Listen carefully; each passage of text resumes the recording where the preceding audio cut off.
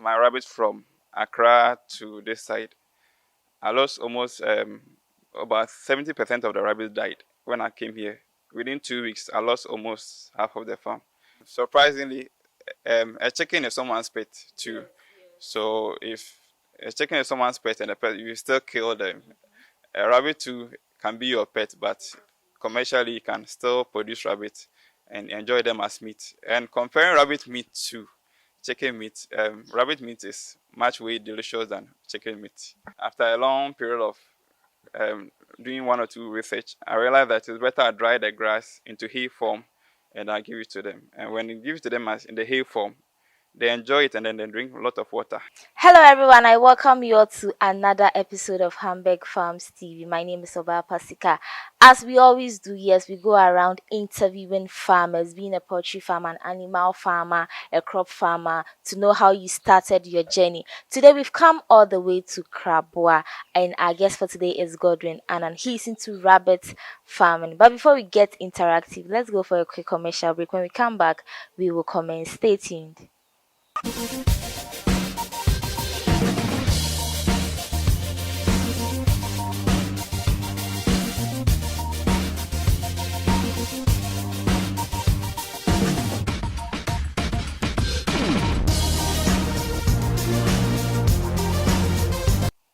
Welcome back from that quick commercial break. My guest is here with me and he goes by the name Godwin Annan. How are you doing, God?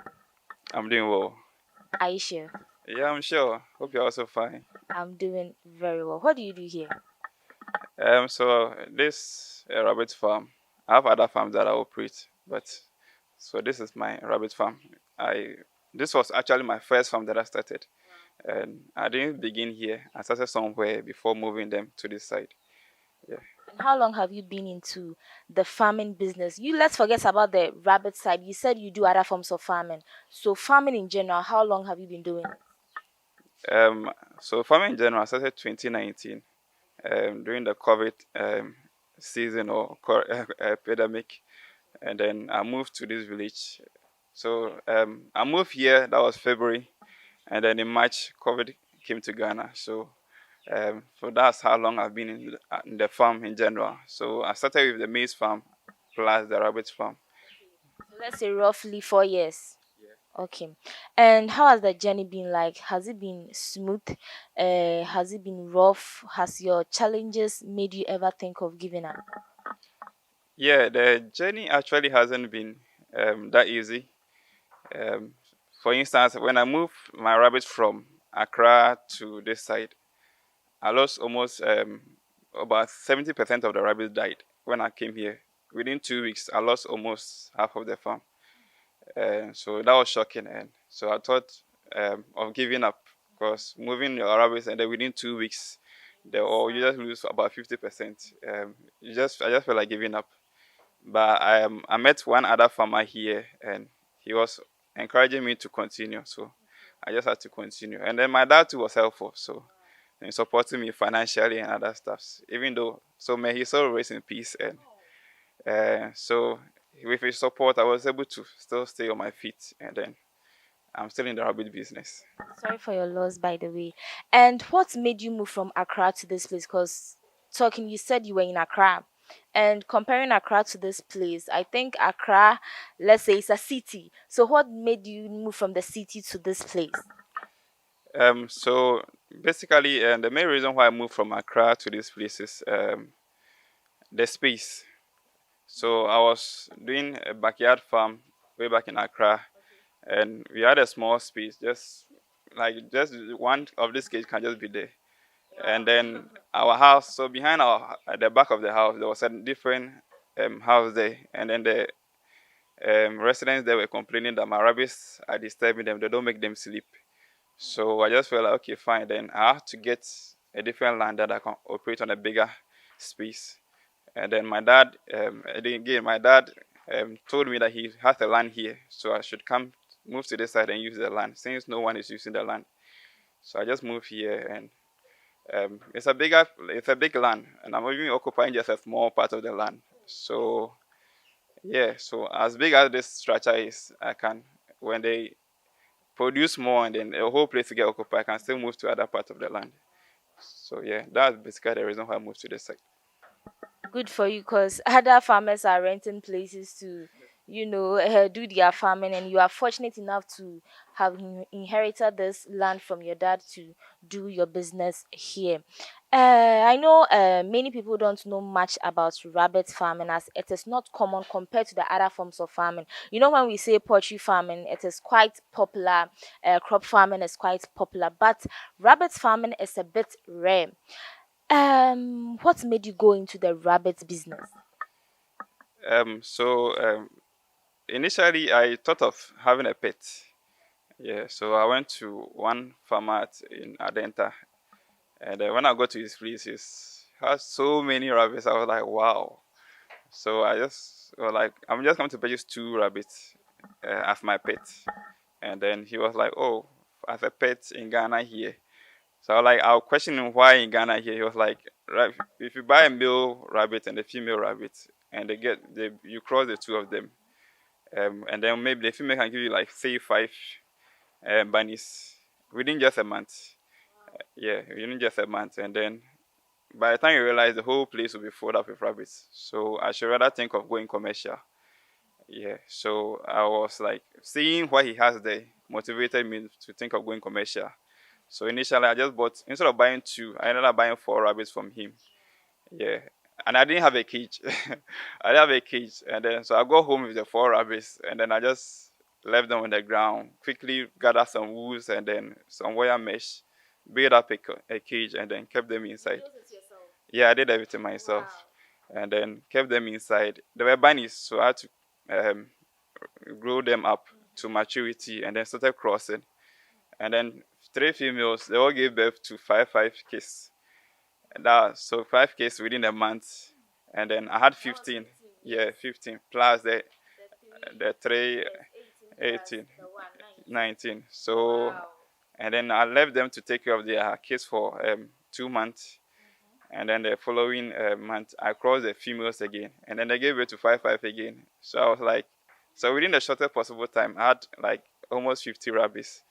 So I just like, wow, this is a good sign that, and it's also a good from like the production, the increase in production within a short time. It shows that it's a good business to venture in. So I just thought of going to rabbit and comparing to other um, like animals, for instance. Let me use a goat for instance. A goat gives birth to either twice in a year. If you're not like it, you just give it once in a year, and they give birth to 1 or 2. So comparing a goat that will give birth to, let's say 2 or 4 in a year, compared to a rabbit that might give birth to 20 kids in a year, then I rather go into rabbit rather than goat. Yeah. In terms of how you take care of them, let's say there is an infection outbreak amongst them, how do you care for them? So if in case one is sick, I just separate them. So for instance, this morning I realized one had bloat, so I've taken it to a distant cage that is only the one occupying that cage. There are no other animals there. So that's what I do. So in case one is sick, I just have to separate it from the others. Yeah, yeah, it doesn't spread. Some diseases are not, they don't spread though, but the best is just to separate because of 1 or 2 reasons. And yeah.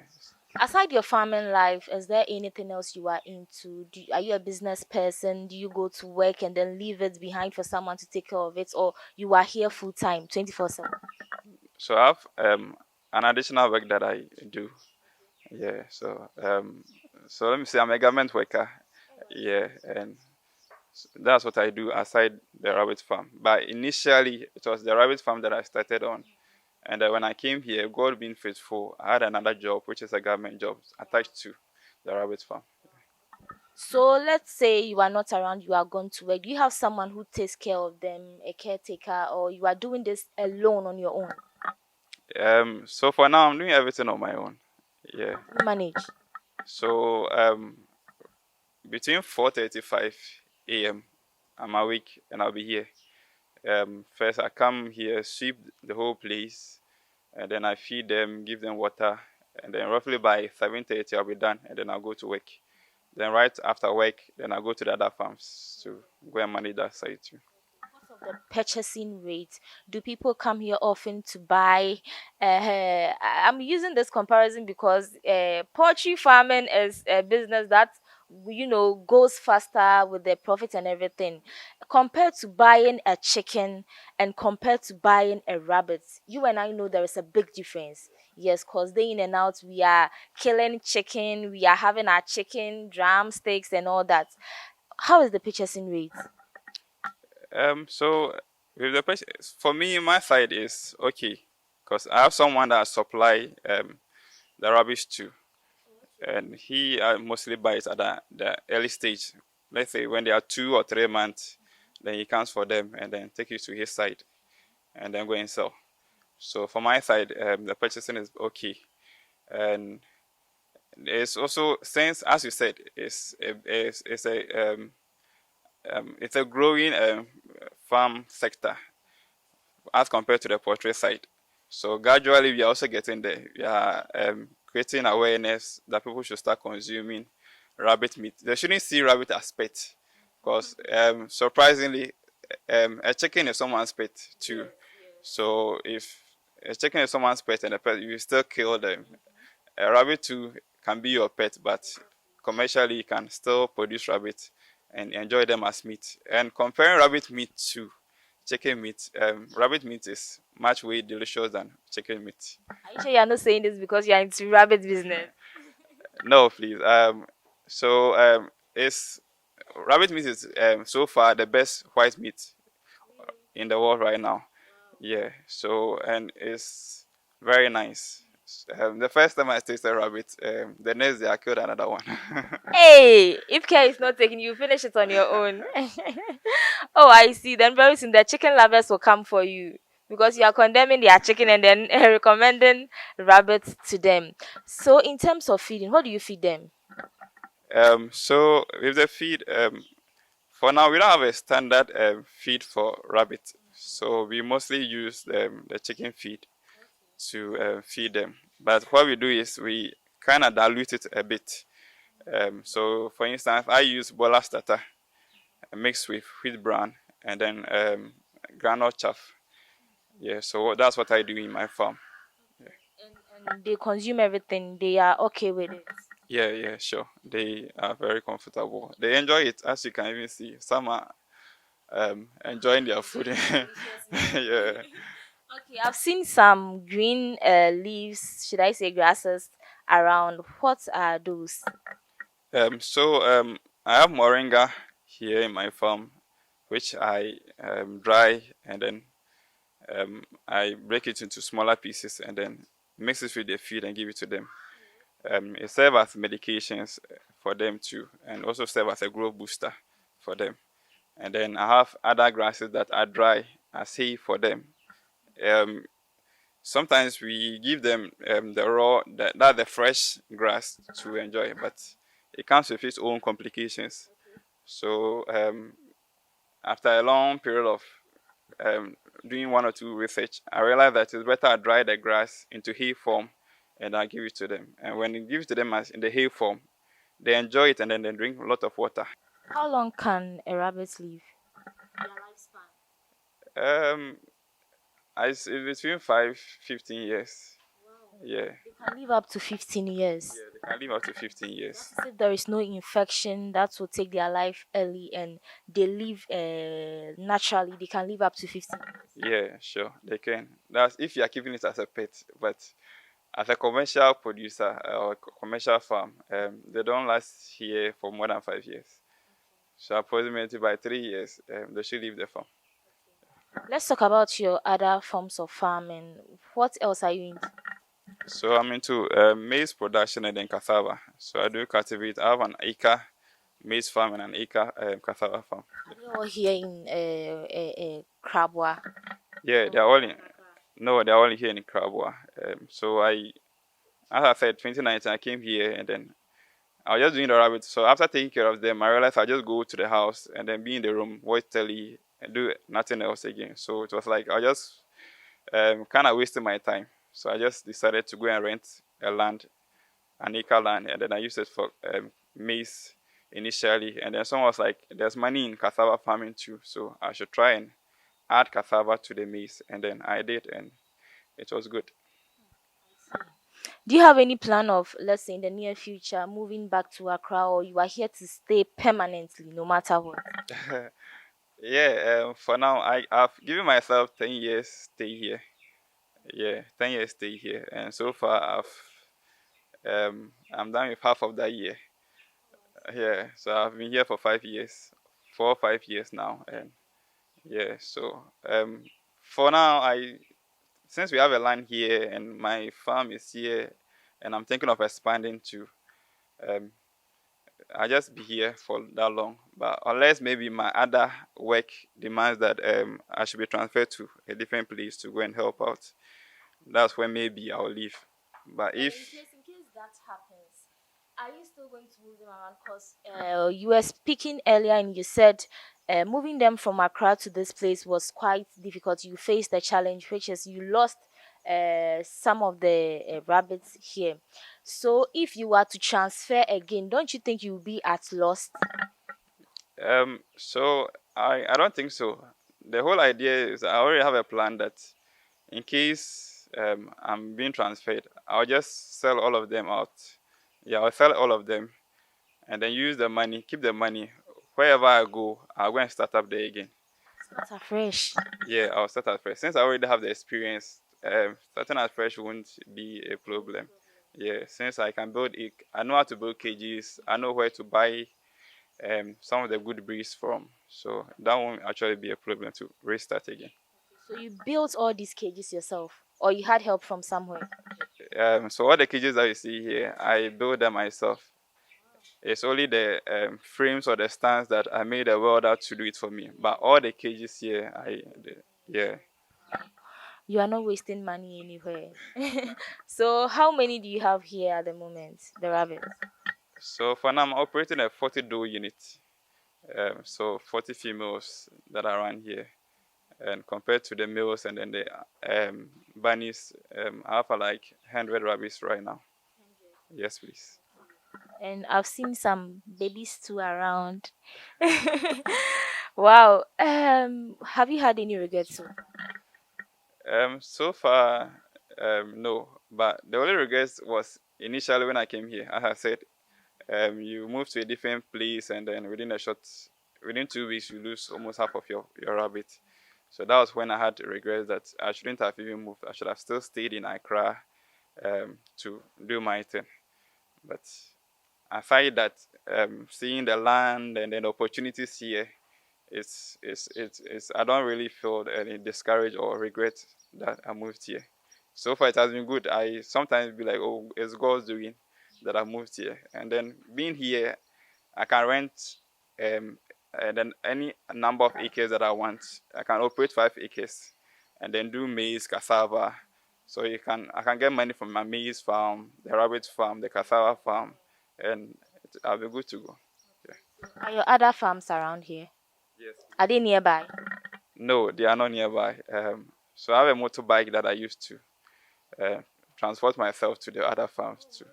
So right after work, I just come home, change to my farm attire, and then I move to the other farms. You are quite busy because you go to work, you wake up so early as 3 to 4 or 45, 4 to 5, and then you come take care of the bunnies here. You go to work, after work, you come back and then go and visit your maize farm, your cassava farm. Isn't it a bit too hard? Haven't you ever thought of employing people to do all these works for you? I have thought of employing people. For instance, the rabbit farm, I had someone that was training, and then right after his BCE, he actually left to Accra to go and learn a trade on his own. So after that, I'm still here to get someone. And then one thing with farming is that you have to get someone that you can trust, and then someone who has a passion for what you have a passion for. For instance, with the rabbit farm, if I should just get anyone to come and help me out, in case I travel and I'm not around, the person can decide to feed them or not to feed them. The person can, um, yeah, just decide not to feed them or even feed them or not feed them well. We just come maybe load their feeding bowls with a lot of feed, which the animals will rabbit their legs kind of disturbs them, so they'll bring all the foods on the ground as they are searching for the proper ones that they want to find in the bowls. So if you fill their bowls up, they'll just bring everything out, and at the end of the day, you lose your feed, you lose your money. Yeah, so it all boils down to getting someone who is really passionate about what you have a passion for. I see. No business is easy in this world. Yeah. Can you tell us more about them? Their types. I know they have. I don't know. They have. They are different species. They have names they give them. I can see a black one. I can see a brown one. I can see a white one. All I know is they are rabbits. Yes. Do you have anything to tell us? Yeah, so we have different breeds of rabbits. We have the California, we have the New Zealand White, we have the Chinchilla, we have the Flemish Giant, we have the Chestnut, we have the English Sport. There are a whole lot. We even have Lion Hairs, which also is another breed of rabbit. And mostly with the lion hairs, we use them as pets. I have one here. No, I have two actually. Yeah, and so they are. Then we have almost like 300 plus breeds of rabbits in the world. And you have some of these breeds here. Yeah, I have. If if my count tells me right, I should have like 7 of the breeds here. Yeah. I can see a white one here. Which one is this? So the one here is the New Zealand White. So mostly the all white fair rabbit with the pink eyes are New Zealand White. And we have one too, which is all white fair with black eyes. So that's the Beveren. So I have those two at the back there. And the one you see here, some refer to them as the Flemish Giant, but currently we refer to them as Chestnut. And then we have Dutch, the one below the black and white spot. That's the Dutch. And then we have the Palomino. Their fur is all brown. Yeah, and then we have um yeah, so we have cinnamon too. It's at the back of the cage. So I have cinnamon too. Yeah, and then chinchilla is also at the back of the other cages. You said we can use them as pets. We can also consume their meats, which you said the meats are very delicious. Do we gain anything else apart from their meats? Is there any benefit we get from rabbits aside you keeping them as your companion, which is the pet, and eating them? Is there any other benefits we get from it? Yeah, there are a whole lot of benefits I get from rabbit. Um, so let me start with the um, droppings and their urine. So, for instance, their droppings is very rich in nitrogen, and we use it as fertilizer. I personally use it myself. So right now I'm currently trying to growing okra here, and then when it gets to some level, I'll use their droppings to as my I use my droppings as my fertilizer, and with the urine too, it's also rich. It's also a good source of fertilizer. So with that one, we just put it in a knapsack and then spray it on top of the crops. Currently in Ghana, most people who do lawns are actually trying to get the rabbit manure instead of the other fertilizers around. Why? Because compared to the other chemical fertilizers, rabbit droppings and urine is almost the same as the chemical fertilizer. So, and it's less cheaper as compared to the chemical fertilizer. So why buy an expensive fertilizer when there's a cheaper means to get option? Yeah. So that's what the other benefit. And then when it comes to the meat, yeah, so the fur too, and the fur of the rabbit too is used at, that's if you skin the rabbit, yeah, in case we skin the rabbit, and you can even use it to make a handbag, a purse. You can use if you cut it properly, you can use it as a key holder. So there are other commercial benefits of the rabbit aside just the meat. But when it comes to the meat side, it's very high in protein, which is good for humans, and it has all. Their meat also is low in cholesterol, which is also good for our health. And then for people who are aging, if you are a constant consumer of the rabbit meat, it actually keeps your skin tone brighter, and it's control in a way control to aging. So when you're having cramping skins, yeah, it will help like bring it down. Hey, then I have to get some. I have to get about 10 of them. Yes, because I don't want to age. I want to be forever young. What do you think? Yeah, you can try it. It's good. It's really good. So it controls your aging. So those who are good lovers. And then there was a woman who had an issue, a medical issue, and then doctor prescribed rabbit meat to her, and then she tried it, and to her surprise, it's really helping her. So this one, those for the men and women who have been taking aphrodisia for to enhance their sexual libido and other stuff, just stop killing yourself and then try rabbit meat.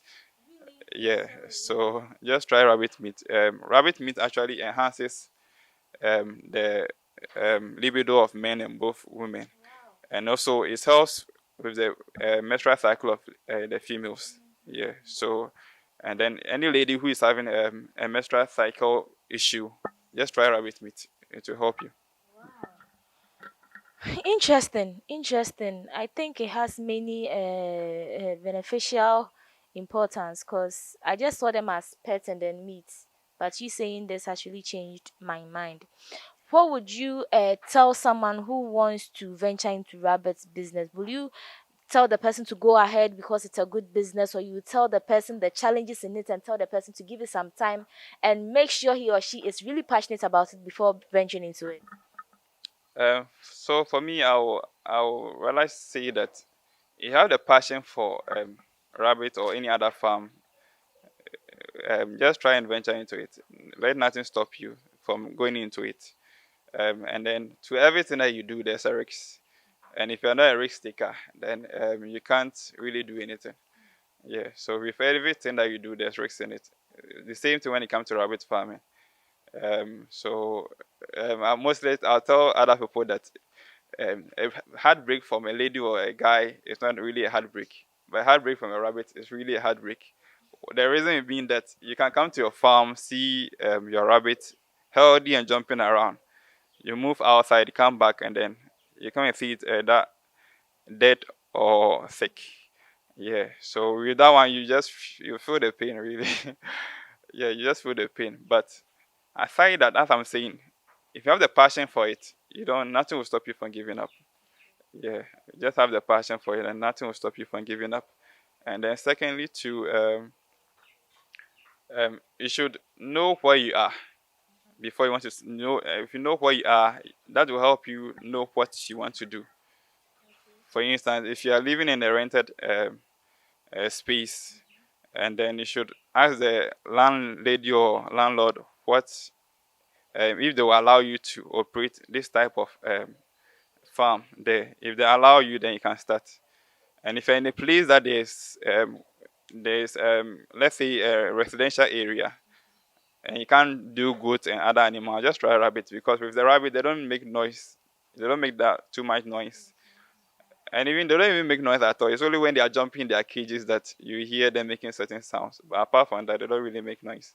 So if you're in a residential area, you can really try rabbit. And then any other parts that you find yourself, you can do rabbit. Yeah. Do you have a name for your farm?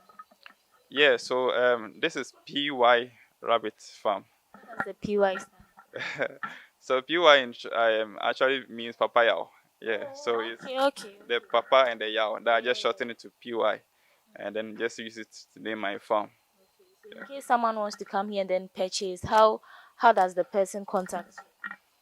So you can call me on 0247 626929, and then my other line, that's the Vodafone line, 02095298005.